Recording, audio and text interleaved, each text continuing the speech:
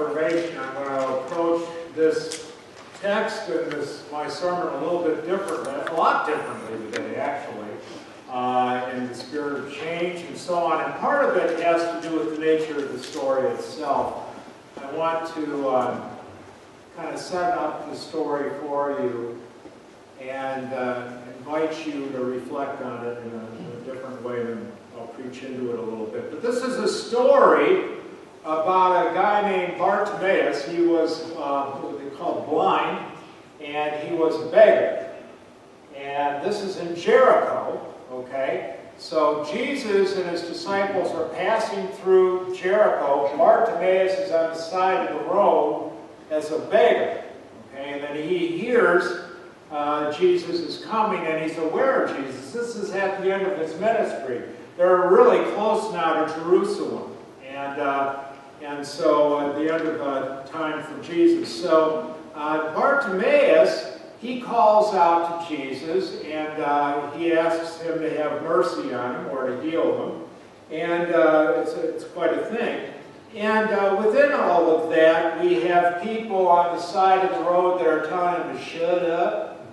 You know, that's not a good thing to do. Just keep your mouth shut, Bartimaeus. And then there were others who were encouraging him to get up and be with Jesus. And then we have the disciples that would have been following him and all that sort of thing. So we've got a lot of activity going on. The disciples probably are still, debating amongst themselves who is greater, that they just seem to do that a lot. They're still probably doing it as they're moving into Jerusalem, still not fully understanding what's about to happen to Jesus.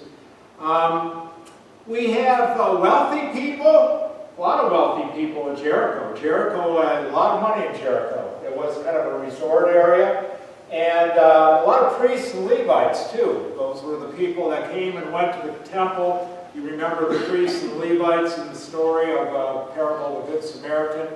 So you had poverty as well. The people that were wealthy lived where? In the center of town, closest to the center of town. The poor lived on the outskirts. And so people were coming in and going out. But I'm going to invite you to listen to this story and imagine who you might be. Who you might be in this story. We'll talk more. And hear the sight, hear the sounds. A lot of people. Smell the smells. There's food cooking. There's activity going on. There's a lot of energy. There's a lot of excitement, a lot of noise. This is what we have going. So I invite you to prefer to close your eyes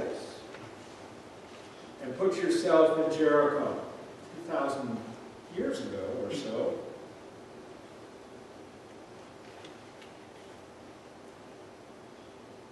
Now they came to Jericho. And Jesus and his disciples and a large crowd were leaving Jericho. Bartimaeus, the son of Timaeus, a blind beggar, was sitting by the roadside.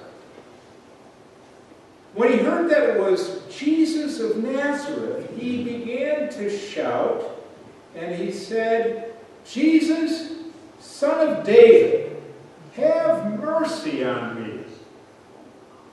Now many sternly ordered him to be quiet.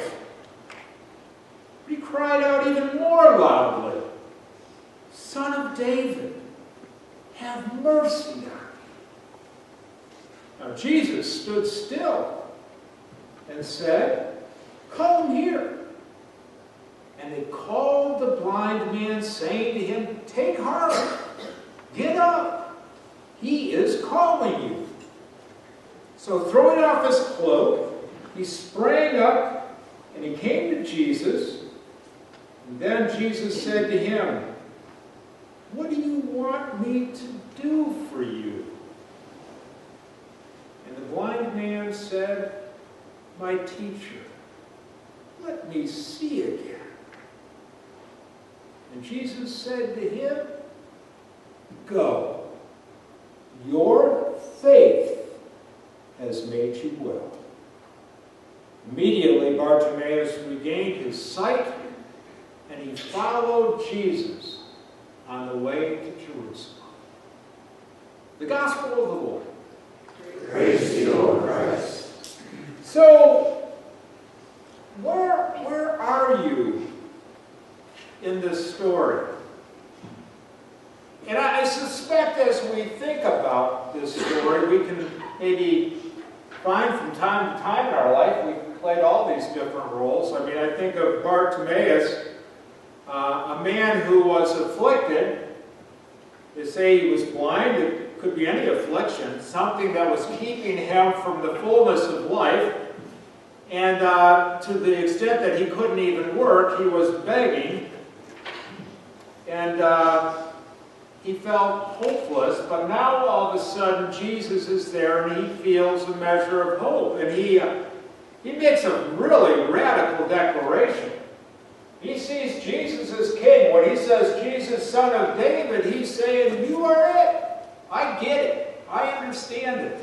And he's the first person in the Gospels who recognizes Jesus, in a sense, as a king. Are you Bartimaeus? I think for me, it's probably the character I identify the most, in that I, being a recovering alcoholic, years and years ago, I was invited to say the Jesus prayer, Lord Jesus, Son of God, have mercy on me, a sinner. And that prayer, repeated over and over, began to transform my life. And from that point forward, I've stumbled and bumbled along trying to follow the Christ. And so I react and relate to Bartimaeus, but many of us would.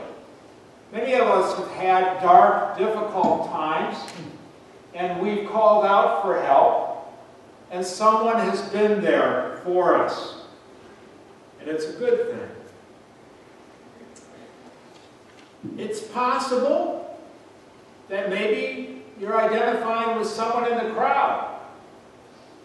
Someone who's saying, Bartimaeus, shut up. Stay in your lane. You're not supposed to do that. That can happen. In our effort to have a certain order about things, a certain decorum about things, a certain way, sometimes we can suppress people. 500 years ago, the church tried to suppress a guy named Martin Luther, who had something else to say.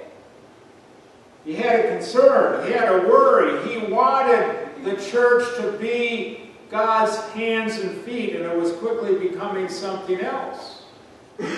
He was told to stay in his place by the powers that be. Today, the church is being told to stay in its place by many. Could we be one of those? Or could we be someone on the side of the road who recognizes, here is Bartimaeus, here is this guy with challenges, here's Jesus, he's calling out and Jesus is reacting, and I'm going to help him along. Now, I see more of that here than anything else. If I look at us day to day, I think we tend to be people who want to be helpful. We tend to be people who want to connect others to hope. We tend to try to be there for people. And as we think about trying to grow our church, as we think about that 12-step piece that you have had a chance to see, and look at the people in our lives, and recognize that we as disciples of Christ have an opportunity to be there uniquely for several people in our lives, and to share with them our faith in our own special way. Maybe you relate to that person more. Maybe you relate to one of the disciples. we're all disciples of Christ. We all believe in Jesus. We all attempt to do the good work of the church. And sometimes maybe ego and pride can get in our way. Sometimes we can debate amongst ourselves a little too much. That can happen.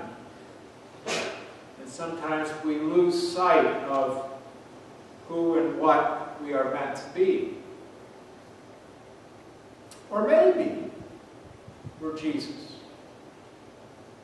How many identified with being Jesus? Raise your hands if you did. Okay. We're afraid to be Jesus. But really, it's what we're called to be. You see, this cross is empty. It's empty. And Jesus called each of us to take up our crosses and follow Him. To take those same steps and to be there in the world. To be God's hands and feet. Because all of this ministry, all of this love, all of this compassion, all of this justice, all of these powerful, powerful forces that can spring forth from and through our lives are available to us as disciples of Christ. And we become Jesus. God is with us. Just as the Creator God was with Jesus of Nazareth, fully God and fully man. Eternity is in the breath we take at this present moment. We're not far from it. We live it and we breathe it. We're invited to create a world without divisions, without walls, without anger, without judgmentalism. We're invited to become living Christ. And as we do, we find that the church continues to reform itself in ways we can never even imagine. But as we reflect on the spirit of Reformation and the spirit of Christ, let us know that what we are reflecting on today is far from just a historical experience. The only history that matters at the moment is now. And what will the world 100 and 200 and 300 years from now think about our time, our space? What will we leave behind?